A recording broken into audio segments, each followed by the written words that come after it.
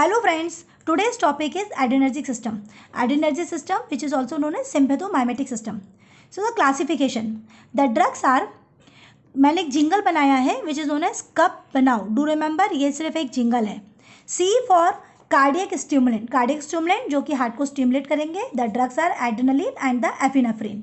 Second C is CNS stimulant. The drug is amphetamine. Third is uterine relaxant.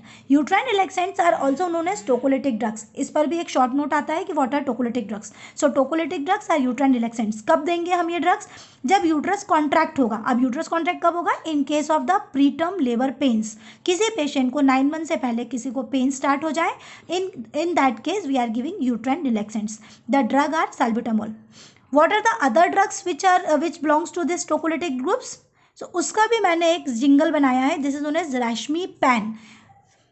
This is only a jingle. R for ritodrine, E for ethambutol, S for salbutamol, M for magnesium sulfate, I for isoxsupreme, P for prostaglandins, A for atosiban and N for nifedipine.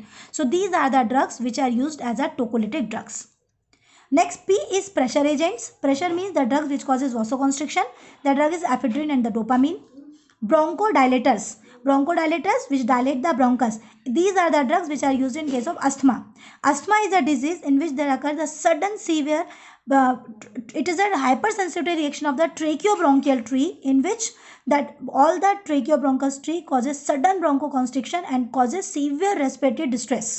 So in that case we are giving bronchodilators. जैसे ही हम bronchodilators देंगे patient का bronchus dilate होगा, patient को सांस लेने में आराम हो जाएगा. The drugs are salbutamol, terbutaline and salmeterol. Next is A for anorectic drugs. Anorectic drugs वो ड्रग्स होती हैं जो कि भूख बढ़ाती हैं. The drugs are fenfluramine and the dexfenfluramine. And for nasal decongestant the drugs are oxymetazoline and xylometazoline. What is nasal decongestants? जब भी हमको सर्दी होती है, जब भी आपको कफ कोल्ड होगा, आप देखोगे हमेशा सबकी नाक बंद हो जाती है और प्रॉब्लम होती है कि हम लोगों को लगता है एकदम नाक खुल जाए. तो in that case we are giving nasal decongestants. Oxymetazoline की ड्रॉप आती है आजकल, देखो टीवी में बहुत कॉमन ऐड चलता है ऑक्सीमेटाजोलिन की. जस्ट एक एक ड्रॉप दोनों नाकों में डालो एंड विद इन सेकेंड्स आपकी नाक खुल जाती है. V for vasodilators. Vasodilator the drug is isoxsuprine. अब आप बोलोगे एक जगह हमने प्रेशर एजेंट दिया है जो कि वासो कॉन्स्ट्रिक्शन करा रहा है और दूसरी जगह वासोडाइलेटर्स, तो ये दोनों अपोजिट कैसे चल रही हैं? So these are because of the different receptors. Blood alpha receptors, they are causing vasoconstriction in certain part of the body, while beta receptors causes dilatation in other part of the body. So vasodilators, especially these drugs, these receptors are present in the uterus. Now what are the pharmacological actions?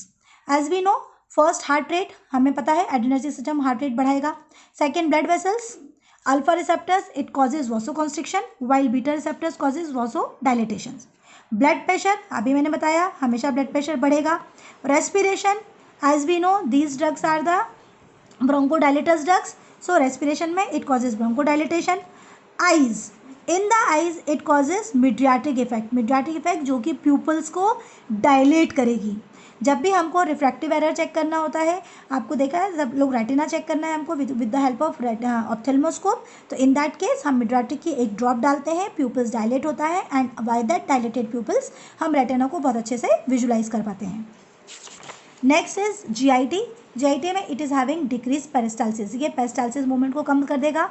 In the bladder micturition decreases because ये muscles को relax कर देता है. Metabolic effect में glycogenolysis and has causes hyperglycaemia. ये sugar के level को बढ़ा देगा. While it causes lipolysis, so it will increase the free fatty acid levels. So these are known as pharmacological actions. Now what are the uses? Again मैंने uses के लिए एक jingle बनाया है. NICU में balm.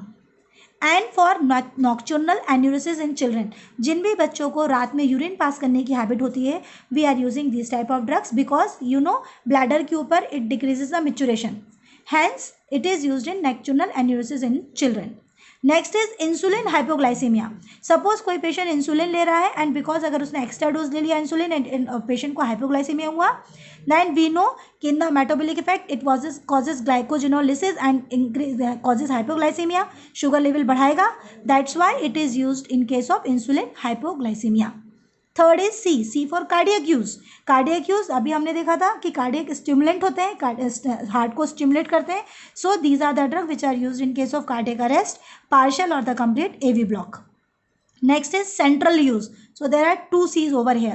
C is a central use. It is used in case of central obesity. U for uterine relaxants. It is used given in preterm labor pains. V for vascular use. Vascular use, it is used to control of the local bleeding. Local bleeding, नाक से bleeding होती है बहुत सारे लोगों को, which is known as एपिक्सेक्सिस। छोटे बच्चों में ये वाली प्रॉब्लम बहुत कॉमन होती है। तो इन दैट केस हम लोग इसको लोकल ब्लीडिंग कंट्रोल करने के लिए कॉटन का विक बनाते हैं, उसमें एड्रेनलिन का एम्प्यूल तोड़ के मिक्स कर देते हैं एंड इसको नेजल कैविटी में थोड़ा सा प्रेशर के साथ इसको ब्लॉक कर देते हैं। सो बहुत ईजिली नेजल ब्लीडिंग इससे रुक जाती है। Also it is use in case of PVD, means peripheral vascular diseases. Next is bronchial asthma. Next is allergic disorders, and M for as it is used as a mediatic drugs. So these are the uses of the adrenergic system, that is NICU में BAM. Nocturnal aneurysm, insulin hypoglycemia, cardiac use, central use, uterine relaxants, vascular use, bronchodilators in case of bronchial asthma, A for allergic reactions and M for pediatrics. So this is all about the adrenergic system. Okay, thank you.